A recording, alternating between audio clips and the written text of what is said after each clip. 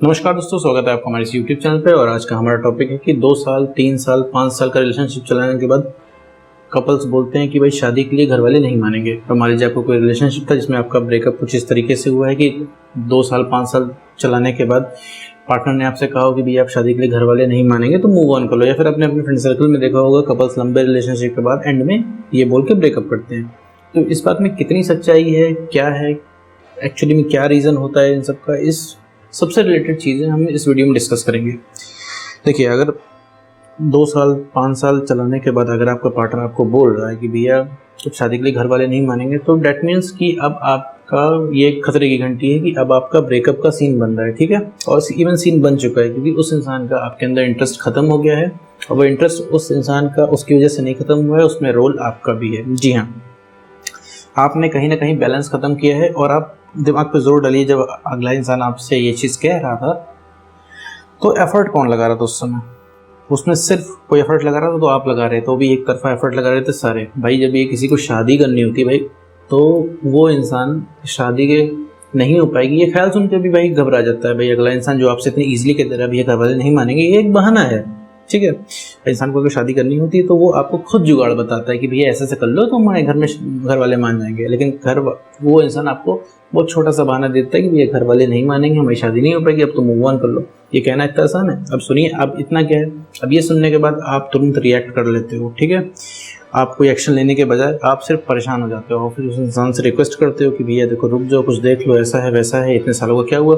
भाई ज़रा सोचो, वो इंसान जो पहले रिलेशनशिप में था आपके लिए कितना आपका एफर्ट लगाता था, आपके पास ही हमेशा रहता था। ठीक है, आपको खोने से डरता था। और आज वो इंसान बड़े ही कूल वे में बोल रहा है कि भैया देखो शादी नहीं हो पाएगी, घर वाले नहीं मानेंगे, सारे ब्लेम उन्होंने घर वाले पे डाल दिया। अब घर वालों पे मैं नहीं जा रहा हूँ, वहाँ पे क्या चल रहा है। ठीक है, लेकिन अगर इस तरीके से आपको बहुत ही ईजिली कोई इंसान आपको बता रहा है कि भैया देखो नहीं हो पाएगी शादी, तो अब देखिए उस इंसान ने एफर्ट कितना लगाया। वो इंसान एक बार भी क्या उसने एफर्ट लगाया?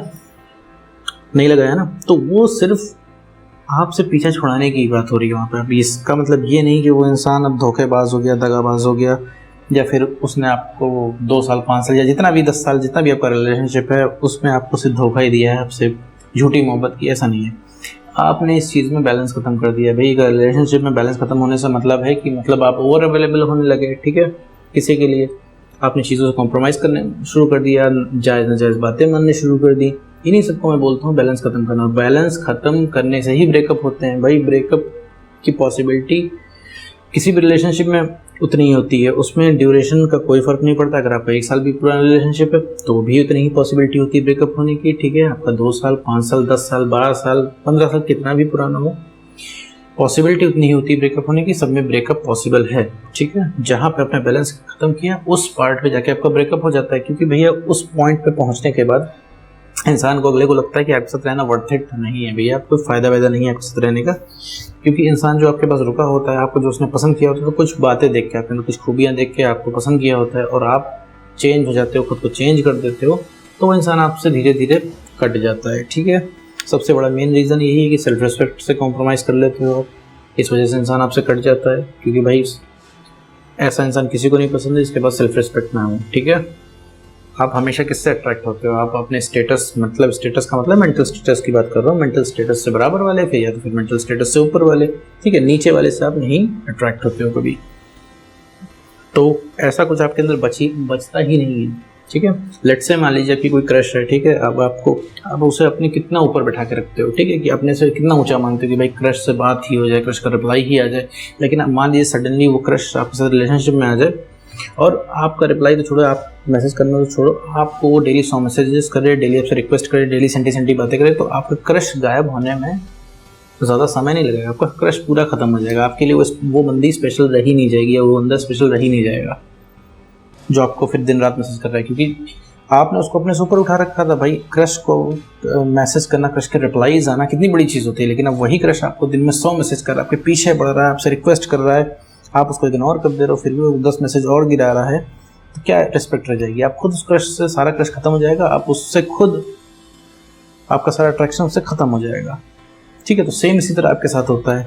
ठीक है, अगर ऐसा कोई बोल रहा है तो ये सिर्फ बहुत ही फुद्दू सा रीज़न है। ठीक है, बहुत ही छोटा सा रीज़न है कि घर वाले नहीं मानेंगे, और इसमें अगले इंसान का भी नुकसान है। भाई उसने क्या किया, इसमें दोनों का नुकसान है, गलती 50-50% दोनों की है और नुकसान भी दोनों का है। फिर उस इंसान को फिलहाल के लिए लग रहा है कि उसे आपकी ज़रूरत नहीं है, ठीक है, लेकिन बाद में वो इंसान पछताएगा ज़रूर इस चीज़ के लिए, क्योंकि आपसे रिलेशनशिप को ख़त्म कर रहा है। मैं ये नहीं कह रहा हूँ कि मैं उसको ऐसा कुछ नेगेटिव नहीं कह रहा हूँ कि वो पछताएगा आपको छोड़ने की वजह से, नहीं, आपको छोड़ने की वजह से नहीं, आपने जो रिलेशनशिप में कॉम्प्लिकेशन क्रिएट की उसकी वजह से वो इंसान को दिक्कत हो जाएगी, ठीक है, क्योंकि फिलहाल के उसे लग रहा है कि आपके साथ रहना आप वर्थ इट नहीं है, क्योंकि उस इंसान का इंटरेस्ट खत्म हो जाता है। अब जैसे मैंने आपको क्रश वाला एग्जांपल दिया, बिल्कुल आप ऐसे रिलेट करो, बिल्कुल भी आपको ज़रूरत नहीं है। अगर आपका पार्टनर आपसे बोलता है भैया शादी के लिए घर वाले नहीं मानेंगे, पहले वो आपसे कहता था हम किसी ना किसी तरह करके शादी के लिए मना लेंगे, लेकिन अभी आपका इंसान, आप पार्टनर बोल रहा है कि भैया हम शादी के लिए नहीं मानेंगे, बहुत ही कूल रह रहा है, बड़ा आराम से कहते रहे, तो इसका मतलब ये वो बहाना दे रहा है। तो इसमें जानते हैं, उसमें सिर्फ आपको उनसे बहस करने की ज़रूरत नहीं है, उनसे कुछ एक्सपेक्ट करने की ज़रूरत नहीं है, उनसे कुछ मांगने की ज़रूरत नहीं है, ठीक है, क्योंकि वो इंसान खुद ही अंदर से चाह रहा है कि शादी ना हो, ठीक है। इसमें ज़रूरत है आपको काम करने की, आपको बस अपने ऊपर काम करके पहले जैसा बना, अपनी सेल्फ रिस्पेक्ट रीस्टोर करनी है आपको। थोड़ा मुश्किल काम है, मुझे पता है, ये सुन जाने के बाद आप सुन लेंगे शादी नहीं हो पाएगी, यही आपकी रातों की नींद हराम कर देगा कि भैया शादी नहीं हो पाएगी। इतना सोच के आप कुछ एक्शन नहीं ले पाओगे, आप सिर्फ इमोशनल हो जाओगे और उस इंसान से रिक्वेस्ट करना शुरू कर दोगे, और आपका इमोशनल चेहरा जितना आप वो इंसान देखेगा, इमोशनल आपको देखेगा, वो एकदम वो इंसान और कटेगा आपसे, ठीक है।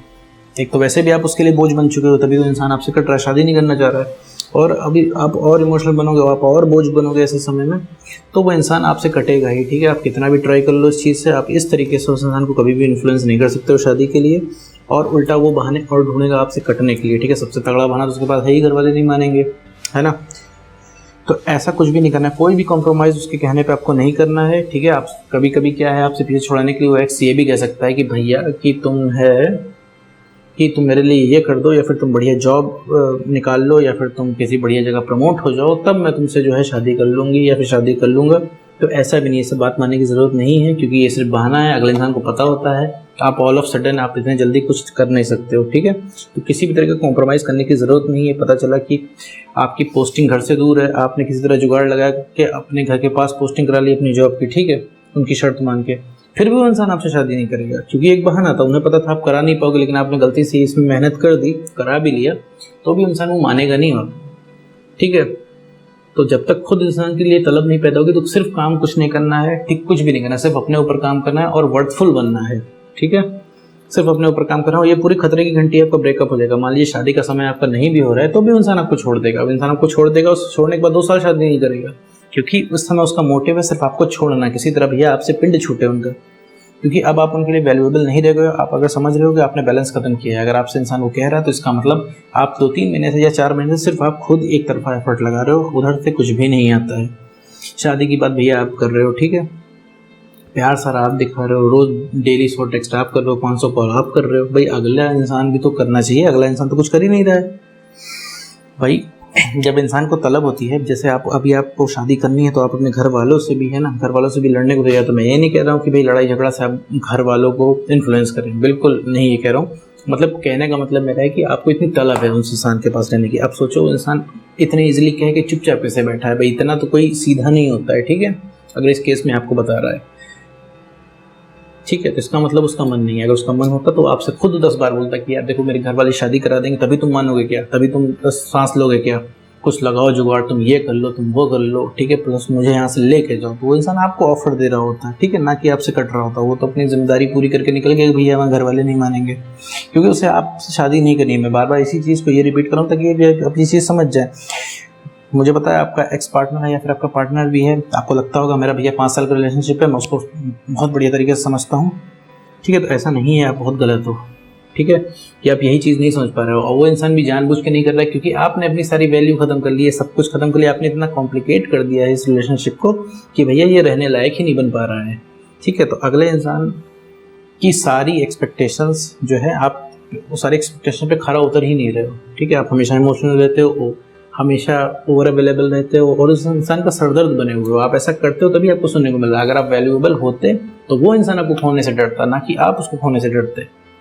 तो बस आज की वीडियो में मैं इतना ही बताना चाह रहा हूँ कि भैया अगर आपको लंबा रिलेशनशिप चलाने के बाद, ठीक है, अगला पार्टनर बोला कि घर वाले शादी के लिए नहीं मानेंगे, तो भैया इसमें 99.9% केसेस में यही होता है कि अगले का शादी करने का मन नहीं होता है। और इसमें इसका इलाज क्या है? इलाज ये है कि आप अपने अंदर सेल्फ बेटरमेंट करो, तभी इसमें कुछ हो सकता है, वरना इसमें कुछ भी नहीं हो सकता। आपका ये जो रिलेशनशिप है ये ब्रेकअप में कन्वर्ट हो जाएगा। सो आप खुद को बेटर कैसे बनाना है, कैसे क्या करना है, सब पे मैंने एक सेपरेट वीडियो बना रखा है, सबका लिंक मैं डिस्क्रिप्शन बॉक्स में दे दे रहा हूँ, आप जाके उसको देख सकते हो।